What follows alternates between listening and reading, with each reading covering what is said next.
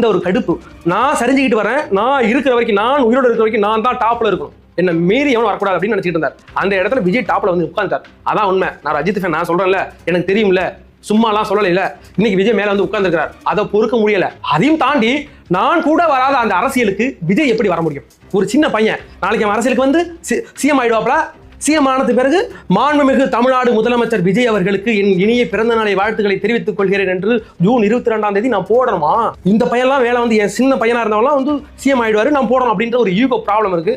அந்த சமயத்தை பயன்படுத்தி நான் விஜயை காலி செய்கிறேன். எனக்கு ஒரு சான்ஸ் கிடைச்சிருக்கு, இந்த இடத்துல நான் விஜய் அடிக்கிறேன் அப்படின்ற ஒரு மென்டாலான்னு சொல்றாங்கன்னா தப்பு கிடையாதுன்னு நினைக்கிறேன். சரியான ஒரு உங்களுக்கான ஒரு பேர் தான் வச்சிருக்காங்க. நான் வந்து தரக்குறைவா யாரும் பேசக்கூடாது, வயசான ஆட்கள் அப்படிங்கிறத நான் கருத்தில் வச்சிருப்பேன். ஆனா இவ்வளவு கீழ்த்தரமா விஜய் அடிப்பதற்கு யார் யாரோ பயன்படுத்துறாங்க. போஸ் வெங்கட் வந்தாங்க, பார்த்திபன் வந்தாப்புல, அதுக்கு பிறகு இன்னும் சில சினிமா பிரபலங்கள்லாம் வரிசை கட்டி வரும்போது நம்ம என்ன சொல்லி ரஜினி வருவார் அப்படின்னு சொல்லி உங்களுடைய மென்டாலிட்டி எனக்கு தெரியும் இல்லை, அதனால நான் சொன்னேன்.